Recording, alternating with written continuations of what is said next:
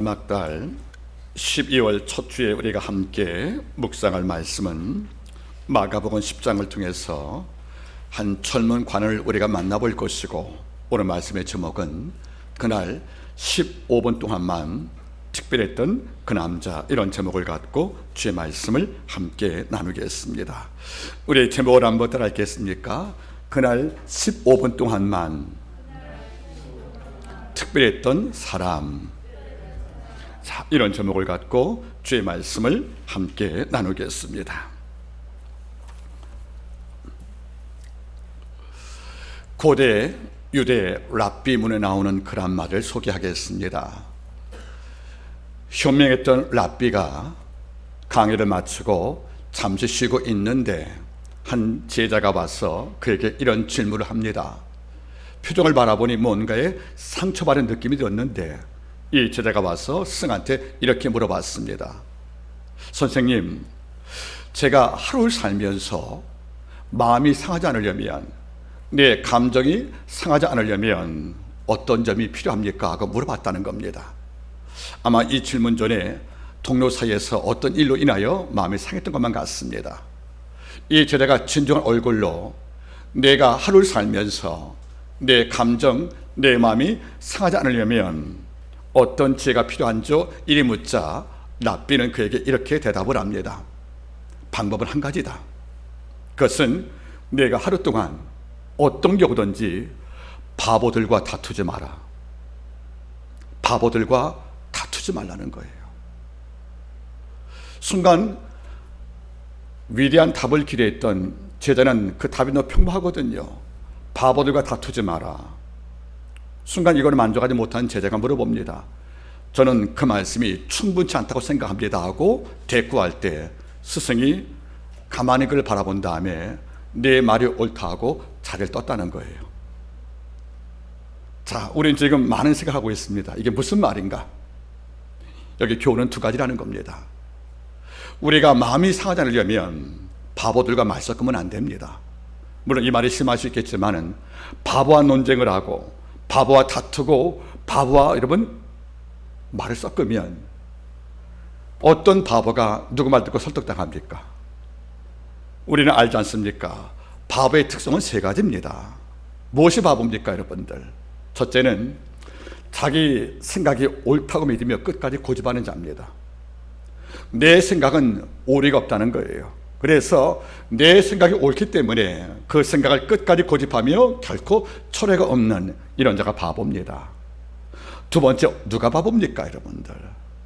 설사 내 잘못이 노출되어도 결코 사과하지 않는 자입니다. 잘못이 발각되어도 사과를 통해서 관계 회복을 도모하지 않고 끝까지 내 자존심 때문에 사과 없이 사는 자, 이런 자가 바보 아니겠습니까? 세 번째, 누가 바보입니까? 내가 모르는 것을 남들이 말하면 무조건 틀렸다는 사람입니다. 우리가 다 아는 게 아닌데 내 모르는 것을 누가 설명을 하면 이게 이해가 안 가잖아요. 그러면 배우는 마음이 아니고 어떤 마음이라는 겁니까? 무조건 반대하고 비판하고 틀렸다고 고집 피운다는 거죠. 이런 자가 바보라는 것이에요, 여러분들. 이런 자가 되어하면 평강 깨집니다. 이런 자, 즉 바보는 주상한 표현일지 모르겠지만은 바보로 인식되는 많은 종과 어울려보면 일단은 대화가 통하지 않습니다. 어떤 대화에 접점이 없다는 거예요. 옳다 주장하고 사과 없고, 그리고 자기가 모르는 걸 설명을 하면 틀렸다고 오히려 조롱을 하는 이런 자와 대화할 경우에 마음에 상하지 않을 자 아무도 없다는 겁니다. 이런 가운데 가끔 제가 언급하잖아요. 어떤 벗은 밥만, 식사만 간단히 할 친구가 있고, 어떤 벗은 여행을 다니면서 함께 감정을 공유할 친구가 있다는 겁니다. 여러분, 주장한 표현일지 모르겠지만은 세 조건을 갖춘 바보가 있다면 그를 꺾으려고, 설득을 하려고, 그를 이기려고 여러분께서 굳이 논쟁 벌이지 않기를 바라겠습니다. 자, 그런데 이 문제는 이해가 됐다는 거예요. 그런데 이걸 답하니까 제자가 하는 말이 뭐죠? 이 대답에 충분치 못하다고 이의를 제기할 때 스승이 하는 말이 뭐죠? 내 말이 맞다고 자리를 떴다는 거예요. 무슨 말입니까? 스승 볼 때 그 제자가 바보였다는 거죠. 더 이상 대화하지 않겠다는 거죠. 바보와 다투고 바보와 논쟁을 벌이며 마음이 상하는 거 답을 주었잖아요. 그런데 이 대답을 안 들어요. 이게 틀렸대요. 그 제자가 다른 답을 요구할 때 스님이 판단한 거죠. 얘가 바보구나. 그러니까 당신 말대로 더 이상 논쟁하지 않고 잘 떠버린 것이 아니겠습니까? 저는 이 짧은 글에서 많은 걸 느껴봅니다. 하나님, 혹 제가 바보가 아닙니까? 누가 나하고 대화할 때 내 고집 때문에, 내 아집 때문에 대화가 안 되어서 상처를 받는다든지, 또는 제가 누구랑 대화할 때 바보를 억지로 설득하려고 노력하다가 결코 양자가 상처를 받는, 참 지나친 말인지 모르겠지만은 어거스틴 한 말 가운데 유명한 명제가 있어요. 따라하겠습니까? 바보는 설득하는 게 아니라. 그게 여러분들 오마라제의 발언이 아닐 겁니다. 그는 삶 속에 경험을 했다는 거죠. 진짜 바보는 내 생각에 갇히어서 다른 이 의견을 결코 청취하지 않고, 설사 내 의견이 미흡하고 잘못되어도 사과 없이 끝까지 고집피우기 때문에 어떤 토의도 대화도 가능하지 못하다는 것이에요. 근데 우리는 가끔 바보를 설득시키려고 노력하다가 결국 체념하고 마음의 상처가 받지 않은 것이 아니겠습니까? 저는 이런 관점에서 본다면 본문 등장하는 젊은 관원은 바보와 똑같다는 겁니다. 이 관원이 예수께 영생에 대한 질문을 갖고 찾아왔습니다. 주는 그를 기뻐했습니다. 그래서 그에게 말씀하십니다. 네가 영생을 물을 만큼 탁월한 인격체구나, 고맙다 하고 그를 사랑했다가 성경 말하잖아요. 문제는 주가 하나의 조건을 제시했습니다. 당장 따라오지 말고 네 집에 쌓아둔 많은 부가 있으면 이걸 다 팔아서 가난한 자의 양식을 주고 나를 따라오면 내가 너에게 영생기를 주겠다 말씀할 경우에, 이 말을 이해하지 않고 그는 돌아갔다가 성경 말하는 거예요. 오늘 말씀 바라보니까 그가 재물의 많음으로 근심하여 슬픈 기로 돌아갔단 말하는 것입니다. 이미 주님은 답을 주었어요. 영생과 재물이 다툴 것이고, 그리고 재물 관점을 네가 충분히 정리해서 이웃에게 돕고 날 따라오지 않으면 영생을 구해야 돼. 답을 얻지 못할 거라는 말씀을 주었는데 이 답을 젊은이가 수납을 했습니까? 하지 않잖아요. 그럼 돌아갔단 말이지요. 주의 말씀보다 내 생각이 옳다고 고집했다는 거지요. 그러면 이런 관점에서 바라본다면 이 젊은이는 바보의 조건 세계를 다 갖춘 자입니다. 이런 까닭에 바보와는 다투지 말라는 말하는 것처럼 주님은 떠나는 그 젊은이를 잡자는 겁니다. 우리가 볼 때 이렇게 영생을 물을 만큼 하나님께 관심 많은 종이라면 설득을 하고 붙잡고 논쟁을 벌여서 옆에 앉힐 것이 맞지 않겠습니까? 지금 주 곁에 12제자가 12명 제일 다 모아도 이 젊은이 감당 못합니다. 오늘 성경은 우리가 알잖아요, 여러분들. 우리가 육신 바라보면 성경 말씀은 젊은이한테 주어진 5가지 신상 정보를 알려주고 있다는 겁니다. 첫 번째가 어떤 말씀이었습니까, 여러분들? 우리가 알다시피 마태복음을 바라보시고 나면 그는 뭡니까, 여러분들? 청년이에요. 또 오늘 바라볼 때 여러분들 누가복음은 관원입니다. 그리고 지금도 바라볼 때 하는 말이 뭡니까, 여러분들? 부자라고 그럽니다. 또 영생을 물을 만큼 그는 뭡니까, 여러분들? 하나님 말씀에 충실한 자였습니다. 그리고 오늘 말씀 바라볼 경우에 우리가 마가복음 10장 말씀 바라보시게 되어지면 17절 말씀 바라볼까요? 예수께서 길에 나가실 때에 한 사람이 달려와서 물을 껐단 말이에요. 달려올 만큼 진리에 갈급한 자입니다. 그리고 무릎을 꿇을 만큼 겸손한 자입니다. 그러면 진리를 알고자 달려왔다. 원문이 느라몬. 이것이 뭡니까? 질주했다는 거예요. 예수를 보자마자 그 안에 답이 있다고 확신하고 마치 질주하듯 달려와서 땅에 엎드려 무릎을 꿇고 머리를 숙였단 말은 무슨 말이겠습니까? 진리에 대한 뜨거운 갈증, 그리고 진리를 듣고자 하던 대상에 대한 끝없는 존경심, 이것이 내적인 장점인 동시에 그는 부자였고 관원이었고 젊은이였고 말씀을 지켜왔다. 이런 5가지의 정보를 본다면 현재 있는 주님 곁에 12제자는 그들 다 묶어도 이 젊은이보다 탈하지 못한 거 아니겠습니까? 우리 같으면 그를 붙잡아야 되는 것입니다. 그리고 설득을 하고 논쟁벌이어서 그를 곁에 앉혀서 13번째 제자를 만드는 것이 어쩌면 복음사에게도 합당할지 모르는데 주님은 잡았습니까? 안 잡았다는 겁니다. 우리는 이 시점에서 궁금합니다. 세리와 창기와 어울리시면서 복음을 전한 그분께서 그들과 전혀 결다른 깨끗한 도로 살아왔던 이 젊은이는 왜 안 잡았을까? 왜 한 번도 기회를 안 줬을까? 우리의 많은 의문을 제기할 수 있겠지만 그 답은 하나입니다. 주님은 그자가 자기 생각 꺾지 않을 걸로 알았다는 겁니다. 주님이 설득을 해도 결코 이해하고 자기의 주장을 처리하고 주의 말씀 수납하여서 재물을 포기하고 주 따라올 수 있는 이런 결단할 만한 젊은이가 못됨을 알았기 때문에 적어도 주가 볼 때는 위에 언급한 세 가지 기능을 충족시킨 바보와 같다고 생각하니까 더 이상 논쟁하지 않은 것이 아니겠습니까? 전 이게 두렵다는 겁니다. 하나님이 우리를 설득할 때, 우리가 하나님을 어긋나서 육체에 빠져 세속에 살아갈 경우에 주님이 너 그러면 안 되잖아 하고 날 설득해도 우리가 안 들으면 주님은 우리 바라볼 때 우리가 누구와 같다는 거예요? 젊은이와 같다는 것이고 바보와 다름이 없다고 생각을 합니다. 주가 말씀할 때 즉각 반응하여 이해하기를 바라겠습니다. 오늘 말씀은 이런 관점이라는 거죠. 그 젊은이는 주가 바라볼 때 바보였다는 겁니다. 근데 궁금한 게 있는 거예요. 이 젊은이가 왜 떠났을까 하는 문제예요. 우리는 달려올 만큼, 무릎을 꿇을 만큼 예수를 사모했고 진리에 대한 갈급이 깊었던 이런 젊은이가 짧은 몇 마리 대화 15분도 안 걸렸을 것입니다. 이런 짧은 대화 가운데 결론 내렸다는 거지요. 뭡니까? 돌아가야겠다는 겁니다. 영생을 더 이상 이분께 묻지 않겠다는 겁니다. 그러면 이렇게 빨리 달려와서 엎드릴 만큼 진지했던 젊은이가 한순간에 마음을 돌이켜서 예수 곁을 속게 떠나갔던 이런 이유가 참 궁금한데, 이걸 볼 게 우리는 과거의 세 가지 관점에서 이 말씀을 함께 보기를 원하는 것입니다. 자, 공생의 중기였습니다. 이제 12제자가 훈련을 받았고 예수의 명성이 적어도 이스라엘 땅에서 많이 알려졌고 드디어 예수께서는 랍비라는 호칭으로 불리기 시점이라는 겁니다. 바꿔 말하면 예수가 누구냐 물어볼 경우에 랍비라고 또는 예언자라는 말씀이 적어도 백성 사이에서 이 말이 오갔다는 거죠. 그만큼 주님의 영적 권위가 세워질 당시에 한 젊은이가 이걸 듣게 된 것입니다. 그런데 주님 당시에는 주님 외에도 예언자가 참 많이 등장을 했고 랍비가 곳곳에 회당에서 말씀을 가르쳤습니다.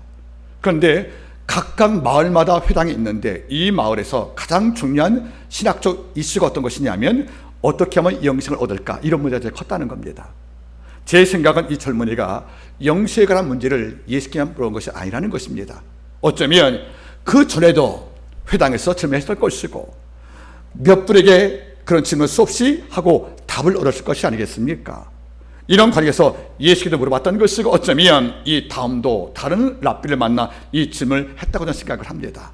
이런 관점에서 영생을 얻는 방법에 대한 그 신학적 논쟁, 이런 궁금증이 이미 있었고 이것을 묻던 젊은이가 적지 않을 것이고 이에 대한 답도 각기 달았다고 생각을 합니다. 문제는 이 젊은이도 영생이라는 관점이 궁금했다는 거예요. 그래서 오늘 말씀 바라볼 때 이렇게 언급을 합니다. 마가복음 10장 17절, 예수께서 길에 나가실 때 한 사람이 어떻게 달려와 꿇어 앉아 묻자오되 선한 선생님이여 내가 무엇을 하여야 영생을 얻으리이까? 제가 과거에 언급을 했습니다. 주를 찾아왔던 방문객이 수없이 많았지만 모두가 떡을 먹기 위해서 왔습니다. 그리고 기적을 즐기기 위해서 왔습니다. 더 나아가서는 유산 상속에 대한 재판가로 예수가 필요했고 누구는 내가 아파서 주를 찾아온 거란 뜻이에요. 모든 사람들이 내 육의 안일과 육의 번성을 위해서 찾아왔지만 유독 복음서에서는 영생이라는 영적 가치에 대한 질문을 안고 예수를 찾아온 자가 이 젊은이가 유일합니다. 이런 관점에서 복음서에는 마태, 마가, 누가 세 종류의 공간 복음서에는 이 사건이 다 함께 소개되어 있다는 거죠. 그만큼 영생을 알기 위해 물어봤던, 그리고 찾아왔던 이런 젊은이가 시켰기 때문에 곁에 모든 제자가 이 사건을 머리 깊게 기억을 했던 것만 같습니다. 한번 여쭤보지요. 선한 선생님이여 내가 무엇을 하여야 영생을 얻겠습니까? 물론 지금 관점에 본다면 이 질문이 틀렸지요. 우리는 믿음으로 영생을 얻는 것이니까. 하지만 그 당시는 이런 관점이 정립이 안 됐기 때문에 내가 무엇을 하여란 말 속에는 내가 누구를 믿어야 무엇을 믿어야 말도 포함되니까 질문이 잘못되다 우리가 단정할 필요는 없다고 생각을 합니다. 다만 젊은이의 결과가 실패로 끝났지만 출발점에 우리가 잠시 주목을 하겠습니다. 과연 우리는 영생이 어떤 것인지, 영생을 얻기 위한 방법이 무엇인지, 그리고 영생의 의미가 무엇인지 과연 알기 위해서 주께 묻고 답한 적이 있냐는 것을 우리에게 묻고 있다는 겁니다.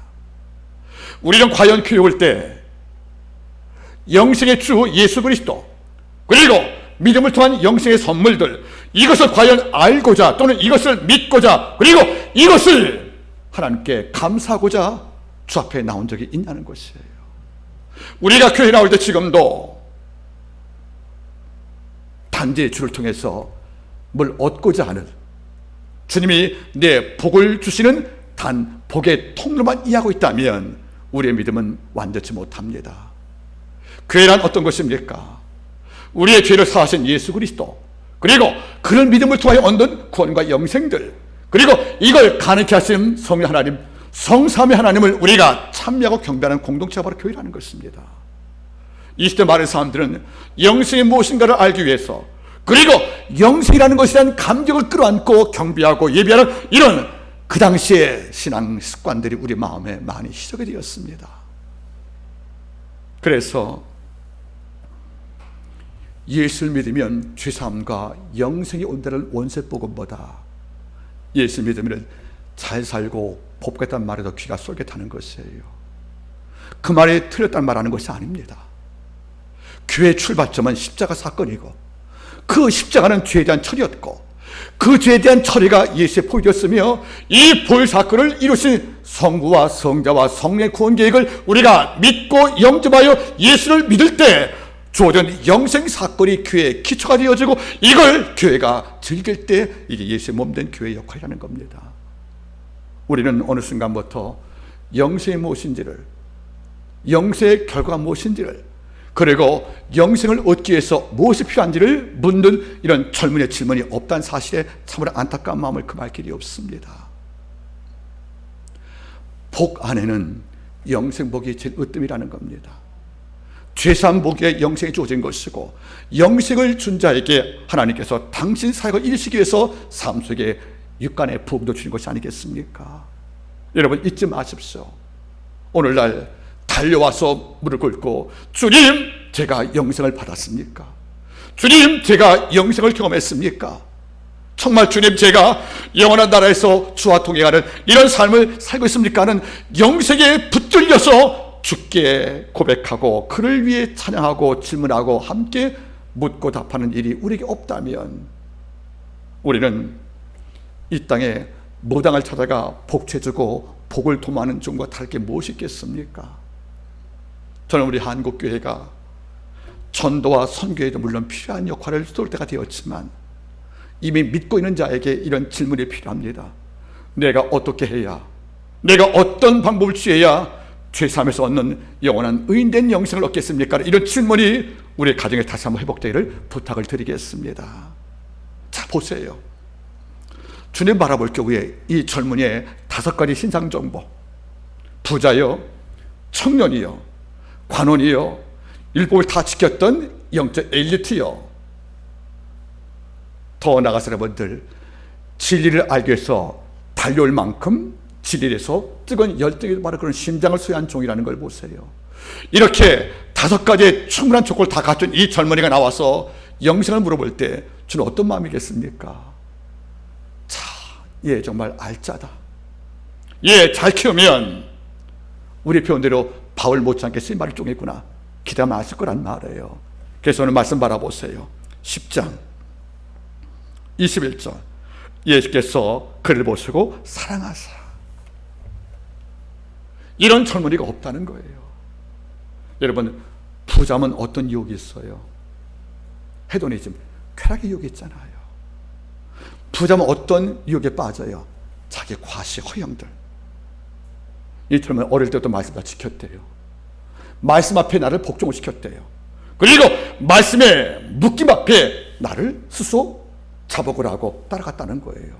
마치 시편의 말씀처럼 하나님이여 나의 행보를 주의 말씀에 굳게 세우시고 어떤 죄악이 나를 주장하지 못하게 하오. 이 말씀 살아왔다는 거예요. 여러분, 부자의 특성은 허영이고 과시고 쾌락인데 이게 바뀌지 않은 걸 볼 때 주가 사랑하지 않을 수가 없잖아요, 여러분들. 또 청년이래요. 청년은 피 끓는 심장이 있어요. 욕정도 있단 말이에요. 이런데 보세요. 가늠하지 말라. 이것도 잘 지켰다는 거예요. 젊을 때 모든 청년들이 도덕이 망가지고 약물에 취하고 이 땅 세상 풍속에 삼천부를 맡기면서 주가 원하는 삶을 살아가는 것이 이 땅의 젊은이의 뜨거운 심장들인데, 부자이면서도 쾌락과 그리고 허영과 자유과시가 없었던 것이고 청리면서 도덕적으로 흠길이 없다는 것이 주 바라볼 때 상하지 않을 수가 없다는 것이 아니겠습니까? 또 그는 관원이래요. 권력자랍니다. 권력을 갖고도 남을 압제하지 않는, 그리고 권력을 폭로시지 않는 이런 권력의 절제가, 힘의 절제가 이 젊은이에게 발견됐다는 겁니다. 얼마나 예쁘겠어요, 여러분들.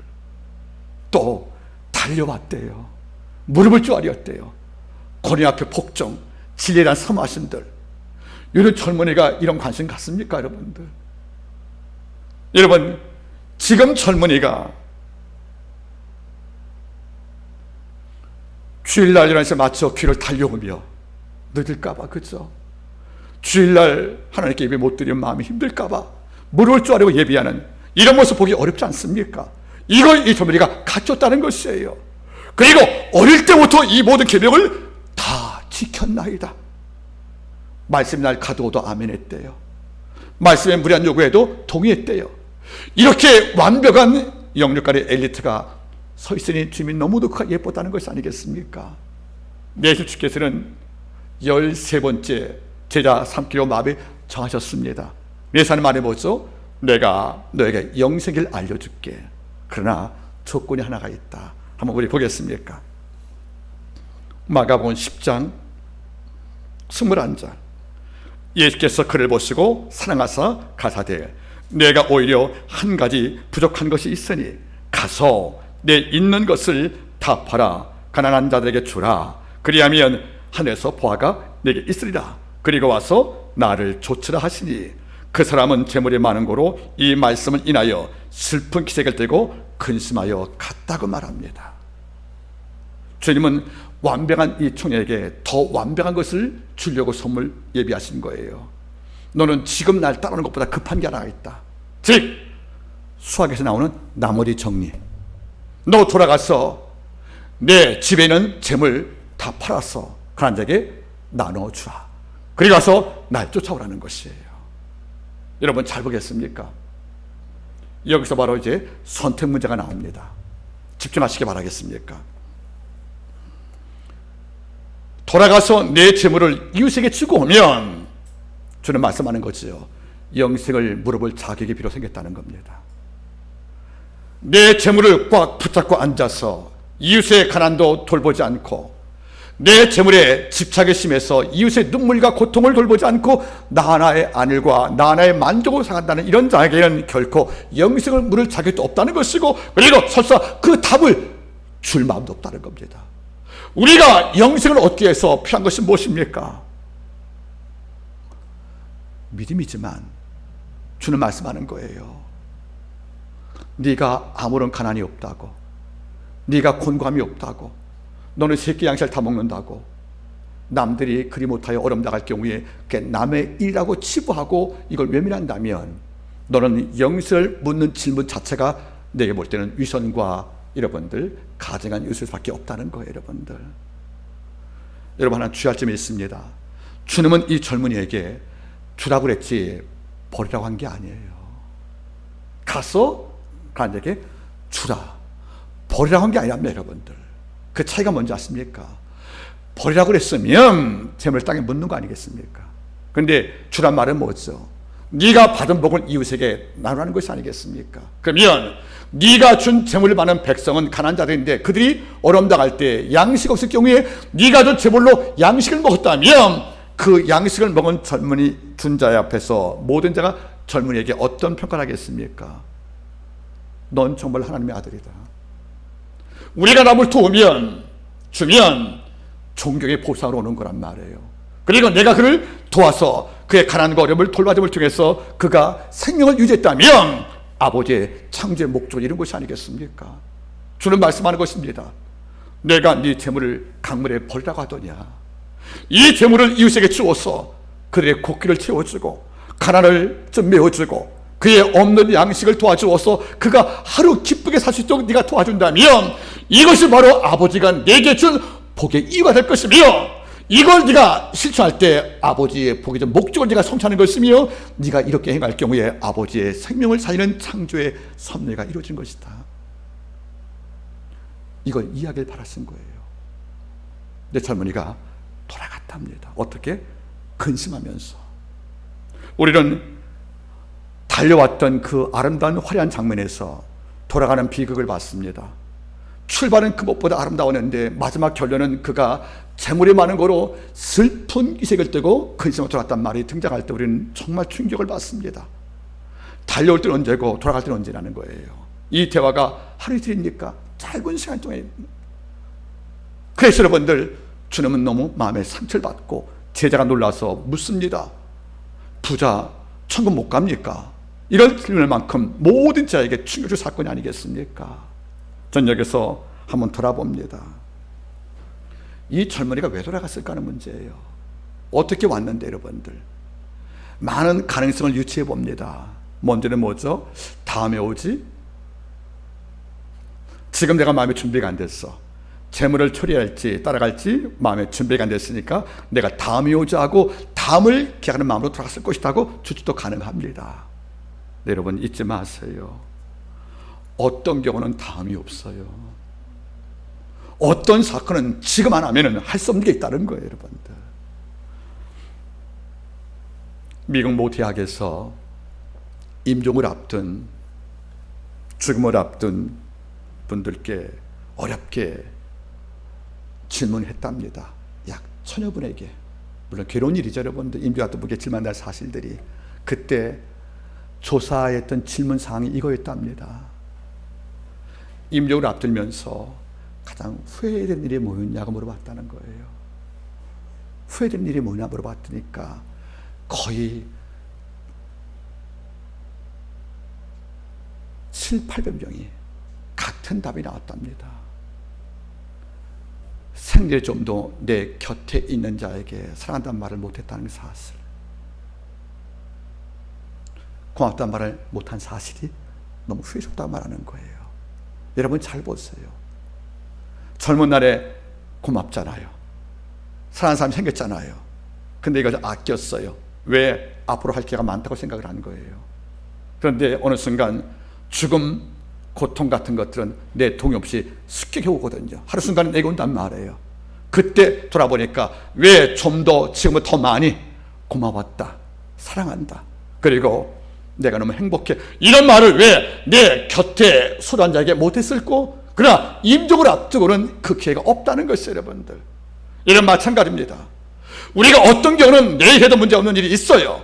그리고 뭘 훗날 해도 큰 문제 없는 게 있지만 어떤 문제는 지금 하지 않으면 늦은 게 있다는 거예요. 주를 영접하는 구원 사건들, 여러분들 회개 사건들, 그리고 영생에 대한 답을 얻기 위해서 하나님께 질문하고 그분과 함께 교환하는 이런 사건들, 이런 많은 것들은 내가 내일 하지 뭘 해야지 이런 문제가 아니라는 것이 아니겠습니까? 여러분 바로 이겁니다. 다음에 와서, 지금 생각이 정리가 안 됐으니까 다음에 와서 또 물어보고 길을 만들지, 어쩌면 이런 마음도 없지 않을지 모르겠습니다. 또 이런 생각을 해봐요. 왜 떠나갔을까? 하나는 지적 유익. 주님의 12제자 바라보니까 신분이 그렇게 특별하지가 않아요.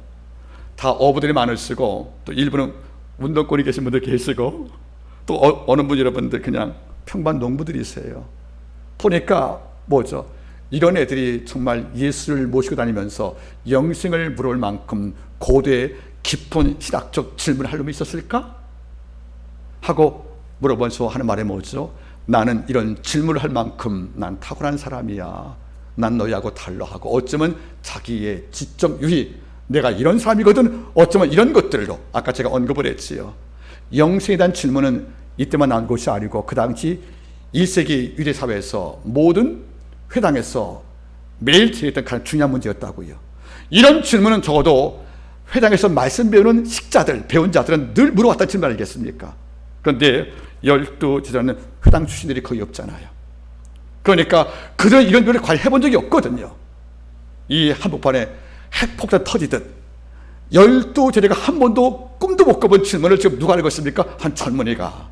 이걸 통해서 12제자는 위축이 되었고 순간 젊은이는 뭡니까? 너희가 감히 던질 만한 능력도 없는 질문을 내가 던졌어 하는 지적 유의도 있다고 생각을 합니다. 그런데 진짜 떠나간 이유는 바로 세 번째입니다. 따라하세요. 저가 재물이 많은 거로. 다시 말하면 황금에 대한 집착이 진리를 알고자 하는 애착보다 컸다는 겁니다. 즉 황금의 중력에 이끌려서 진리를 삼하는 마음을 포기할 수밖에 없다는 것이 이 젊은이의 문제라는 것이 아니겠습니까? 여러분 잊지 마십시오. 저는 황금이 필요 없다는 말하는 것이 아닙니다. 황금에 대한 집착이 심해지면 더 이상 진리는 우리한테 관심 없는 겁니다. 제가 쓴 글에 나오지 않습니까? 물론 이 시대는 신이 죽고 돈이 태어난 시대입니다. 이미 신의 자리에 돈이 올라가 앉아 있습니다. 황금은 위신되어서 우리 앞에 군림하고 있다는 거지요. 이러니까 신앙 때문에 순교자가 없는 이 시대에 돈 때문에 배교자가 많은 것이 교회 아니겠습니까? 여러분 지금 많은 사람들이 믿음 때문에 순교한 분이 많이 계십니까? 드물거든요. 이런데 믿음 때문에 순교한 분은 적어도 돈 때문에 믿음 버리는 배교자 많지 않습니까? 그건 누가 더 강하다는 거예요. 현재를 볼 때는 황금의 중력이 진리의 중력보다 강하다는 것이 아니겠습니까? 가끔 저는 이걸 생각해 본답니다. 1925년 작가 스콧 피츠제럴드의 위대한 개츠비라는 소설이 있습니다. 아주 명작이죠, 여러분들. 하버드 대학에서 졸업생 가운데 가장 추천할 대상으로 뽑힌 제 두 번째 소설입니다. 그런데 이 소설의 위대한 개츠비가 한 남자 이름이에요.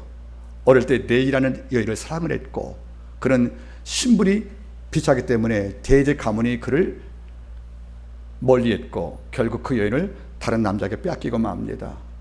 그런 사랑의 상실 때문에 개츠비는 여인을 찾고 싶은 거예요. 그래서 돈을 벌어서 신분 세탁과 신분 상승을 이루기 위해서 드디어 그는 불법자와 손잡습니다. 그래서 밀주와 가짜 복권들을 발행해서 엄청난 부를 쌓고 네지가 사는 그 강물 앞에 큰 저택을 지어서 매일 밤마다 파티를 벌이는 거예요.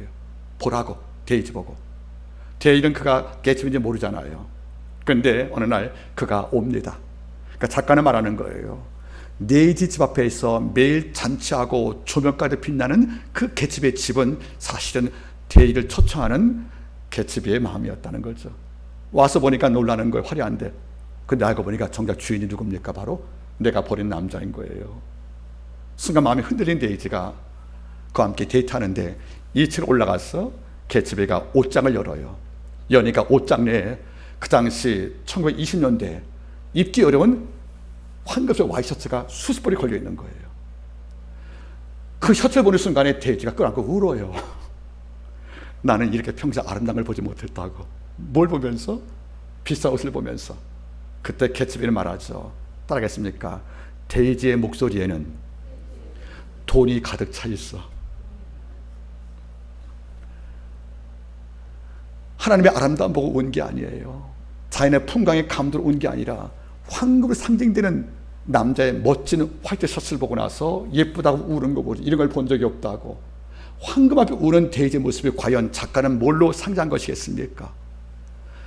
하나님 앞에서 울지 않던 우리 크리스찬들이 복권을 맞고 석유가 개발되어지고 철도중에 불 없고 나니까 울었다는 거 아니겠습니까? 그래서 그는 묻는 거죠. 당신을 울리는 대상은 어떤 거냐는 거예요. 이제는 은혜가 아니고 뭡니까? 황금을 상징하는 옷이었다는 것이 아니겠어요? 그 내지는 바로 그 당시에 미국인의 품성이었고 현재 우리의 모습이 아니겠습니까? 이만큼 지금 뭡니까? 황금의 중력이 믿음보다 강하다는 것이 아니겠습니까? 이걸 인정합니다. 그러나 크리스찬들은 이걸 극복을 해야 됩니다. 세상 천만 사람이 황금이라고 생각하는 것을 절도화시키는 것을 부정할 수 없지만, 우리는 이걸 넘어서 또 하나의 가치를 발견하지 못하면 우리는 이 젊은이와 다를 것이 없다는 것이에요. 여러분들, 오해하지 말기를 바랍니다. 재물을 쌓는 것이 죄다 말하는 것이 아닙니다. 황금이 필요 없다는, 여러분들, 무소유를 말하는 것이 아니에요. 여러분들, 그 황금을 누가 만드셨냐는 겁니다. 이 황금을 누가 주냐는 겁니다. 그리고 이 황금이 한계가 있다는 걸 알라는 것입니다. 여러분, 황금으로 행복을 살지는 몰라요.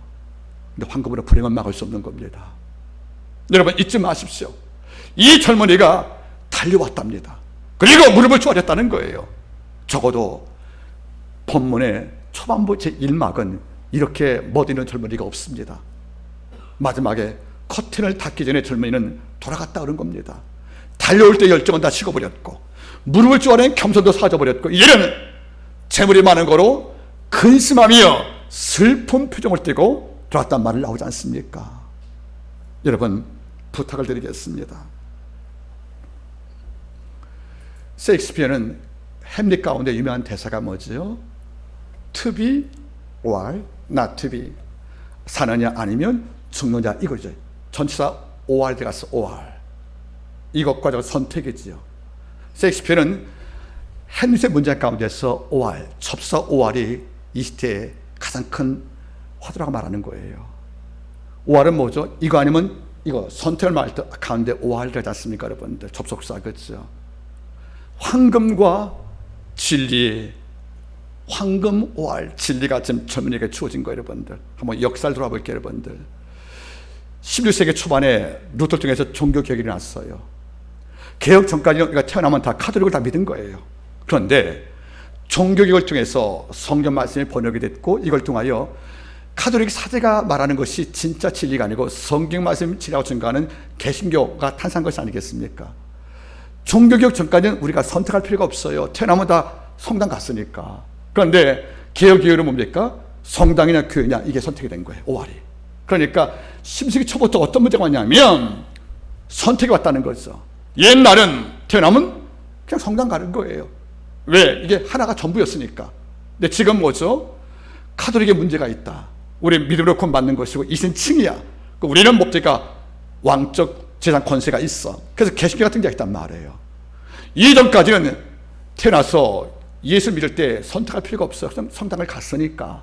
근데 종교 이유는 무엇입니까? 성당인가 교회인가, 이전에 선택 문제 왔다는 거죠. 이걸 여러분들 셰익스피어가 알게 된 거예요. 그래서 가서 오하는 겁니다, 여러분들. 근데 그들이 뭐가 나왔습니까, 여러분들? 해가 뜨는 것이 아니고 지구가 태양을 돈다는 지동설이 나온 거예요. 천동설을 믿었던 바로 그 우주시대의 개념이 깨져버린 거 아니겠습니까? 이제는 천동설을 믿을 것인가, 지동설을 믿을 것인가, 또 선택무자 오할이 왔다는 거예요, 여러분들. 누구는 말하죠. 그래도 지구가 중심이지. 천동설인 거예요. 이쪽은 지동설. 이러니까 젊은이가 과학을 배울 때는 아까는 일반 성도가 성당이냐 교회냐는 오할, 선택이 왔다는 것이고요. 젊은이가 이제는 학교를 가면 천동설인가 지동설인가 이런 선택 문제 왔는 것인데, 그 다음에 여러분들 대항해 사건 속에서 신들에게 발견되었네요. 가보니까 유럽이 없는 많은 동물이 있는 거예요. 한 번도 못 보던 동물이 있어요. 라마가 등장을 하고, 여러분들 이제는 뭡니까? 창조 믿을 것인가 진화 믿을 것인가 선택이 왔다는 거예요, 여러분들. 이걸 봤던 것이 바로 우리가 아는 데카르트, 나는 생각한다, 그로 존재한다. 그 생각이란 말이 의심한다 뜻이거든요. 선택, 이것인가 저것인가. 바로 이런 문제라는 거예요, 여러분들. 지금도 마찬가지인 거예요, 여러분들. 지금 많은 사람들은 옛날 성당인가, 성당 오할 교회, 여러분들 천동설 오할 지동설, 그리고 창조론 오할 여러분들 진화론들, 이런 선택 문제가 햄릿까지 나오는 것처럼 이 젊은이에게 이 문제가 주어진 겁니다. 네가 처음 내게 달려왔듯이 네가 끝까지 영생을 붙잡고 날 따라올래? 아니면 오할, 네가 애써모은 재물에 의지하여 안락을 누리고 살래? 이런 두 개의 선택 문제가 오할로 왔다는 거 아니겠습니까? 여러분, 여쭤볼게요. 기독교에는 접속사 OR, 여기에 사는 겁니다. 황금이 주는 유익을 우리가 부정하는 것은 아닙니다. 그런데 황금이 줄 수 없는 한계도 분명히 알아야 한다는 겁니다. 그러나 주는 말씀했어요. 요한복음 8장에서 따라하세요. 너희가 진리를 알지니 진리가 너희를 자유롭게 하리라. 전 이 말씀을 읽고 울었답니다. 제 젊은 날에 죄 문제가 해결이 안 돼서 너무 힘들었거든요, 여러분들. 내가 바르게 살기 위해서 애쓰고 수고했지만 내 마음으로 지었던 모든 범죄가 나를 굉장히 설득을 하고 나에게 협박을 하는 거예요. 이런 내가 죄상 없겠느냐고, 여러분들. 이럴 때 하는 말이 뭡니까, 여러분들? 그의 죽으심은 우리의 죄를 위하여 죽으심이요 그의 살았음은 우리 의를 위해 사시라는 말씀이 로마서 5장에 나오잖아요. 예수의 죽으심이 내 죄를 처리하기 위한 대속의 죽음일 것이고 그의 부활이 영생을 주신 아버지 선물이었구나. 이 순간 내가 진리를 알았고 내가 자유로워진 것이 바로 제가 19살 때였습니다. 여러분 잊지 마세요. 주님은 말씀하는 거죠. 네가 지금 붙잡고 놓지 못해 진리를 포기하고 영생을 포기하고 네가 돌아갔지만 너는 그 재물과 함께 죽을 것이다. 이런 말인 거예요, 여러분들. 여쭤보겠습니다. 황금이 필요 없다가 아니라 황금은 한계가 있다는 겁니다. 황금은 우리한테 영생을 선물로 주지 못합니다. 편리함을 주되 평안 주지 못합니다. 그리고 우리에게 기쁨을 줄 수 있으면 모르겠지만 영원한 평강을 줄 수 없다는 겁니다. 여러분 잊지 마세요. 성경을 바라보면 황금의 중력과 진리의 중력 사이에 있어도 황금 대신 진리의 중력을 택한 두 인물을 보겠습니다. 먼저 기생 라합이에요. 여호수아 2장입니다. 기생 라합인데 우리말 번역은 너무 점잖아요. 기생이란 말을 번역했죠, 여러분들. 원문은 조아예요. 조아. 뜻은 뭐죠? 몸파는 창리란 뜻이에요. 여호수아가 가나안 땅 정복을 앞두고 두 종을 파송했잖아요. 집상촌엔 남자들 많이 활동하니까 거기에 참여하는 것은 탁월한 선택이었을 거예요. 아무도 그걸 알아보지 못하니까. 그런데 곳곳에 포진된 여리고 왕의 첩보원들에게 의해서 두 정탐을 신분이 발각이 되고 드디어 그들이 기습을 해서 바로 수색에 들어갔습니다. 이걸 아는 순간에 두 종은 거기서 체포가 될 것이고 모든 고문 속에서 죽을 맞을 수밖에 없는데 이걸 알고 기생 라합이 여러분들 다락방에 둘을 감추어둡니다. 여리고 백성이었던 기생 라합이 내 땅을 치기 위해 왔던 정탐꾼을 감춘 것은 매국적 행위이기 때문에 분명히 비난받을 요소가 충분합니다. 이런데 하나 잊지 마세요. 그 기생 라합이 단순히 나를 배반한 게 아니에요. 그런 고백을 합니다. 내가 들은즉 들었대요. 우리 집착마을에 오간 남자를 통해서 그 하는 말을 들었다는 거 아니겠습니까? 내가 들은즉 여호와께서 우리에게 가장 무서운 적이었던 시온과 옥 두 왕을 제압하고 애굽 땅 왕을 정복하고 그리고 하나님의 선물 가운데 이 땅을 받기로 하고 왔음을 알기 때문에 내 마음에 녹았다.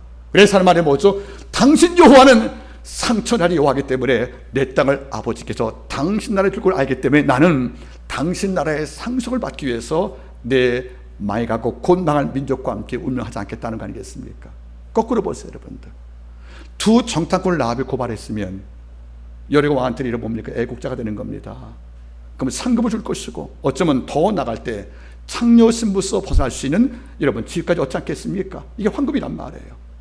기생 라합이 남자를 만나고 이 땅 밑바닥 생활했으니까 세상에 논리 모르지 않겠습니까? 세상을 꿰뚫지 아니겠습니까? 내가 어떻게 하면 부자가 되는지 이런 천박한 삶에서 해방되는지 안단 말이죠. 그 다음 한 겁니다. 두 정탐꾼을 왕한테 고발하는 겁니다. 수익 때문에 여러분들 미국하는 것입니다. 이런데 하지 않았답니다. 황금을 택할 수가 있었는데 이 땅을 주실 하나님을 믿었고 그 땅을 정탐한 이후에 내 가족을 구원시켜달라고 불구들이 내릴 만큼 약속을 받을 때 그는 영생을 선택한 것이 아니겠습니까? 어여었던 기생 라합도 황금의 충력보다 영생에 대한 아름다움을 선택했다는 겁니다.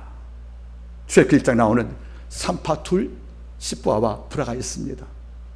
바로왕은 남자를 할 때 죽이라고 그랬습니다. 그런데 그는 죽이지 않고 살려둡니다.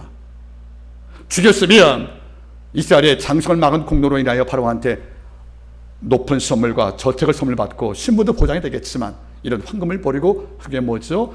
저희가 하나님을 두려함으로 이렇게 말하지 않습니까?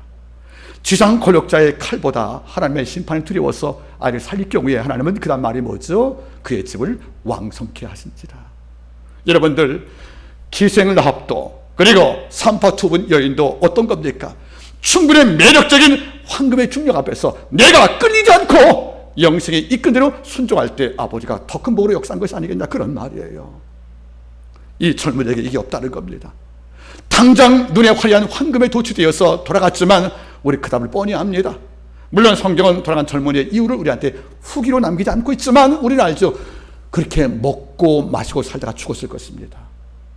단 한 번도 천국의 비밀을 맛보지 못하고, 그리고 복음의 정수를 맛보서 감사하는 축제를 보지 못하고, 그래는 돈 많은 부자로 끝난 것이 아니겠습니까? 여러분, 잊지 마십시오. 그 젊은이는 앤디 오월의 말대로 그날 잠깐만 특별했습니다. 영생을 물었던 놀라운 질문, 달려와던 그 열정, 무릎 꿇은 겸손들, 누가 봐도 정말 특별한 종이었다는 거죠. 이런데 그때뿐이었습니다. 그는 돌아갔답니다. 왠지 아십니까? 그날 잠깐만 특별한 종이 된 것이 아니겠습니까? 그 이유는 뭐죠, 여러분들? 재물이 많은 거로. 재물이 많아서 주님이 그를 책망한 게 아니에요. 따라하세요. 이 부자가 돌아간 것은 재물이 많아서가 아니고 재물에게 붙잡혀서이다. 말씀을 제가 맺기를 원합니다. 지금 여러분들 OR, 이것과 저것이 있습니다. 버리고 따라올래? 재물을 따라갈래? 여기서 설명이는 OR 가운데서 후자를 택했습니다. 이제 주께서 이번 주에 물어보실 것입니다. 너 이걸 택할래? 저걸 택할래? To be or not to be라는 해밀에서 나온 이것인 것처럼 지금도 아버지가 우리가 뭘 선택할 때 또 물어볼 것입니다. 네가 과연 너를 기쁘게 하는 황금 색깔을 취할 것이냐, 아니면 네 생명을 보장할 진리에 관한 것을 부탁할 것인가 하는 OR 문제가 있다면 여러분 어디에 구하시겠습니까? 이번 주간 영생을 선택하는 이런 진영에 편입돼서 다음 주간 돌아오실 경우에 기쁜 승리가 우리 가운데 보장되기를 주 이름으로 함께 축복합니다. 기도하겠습니다.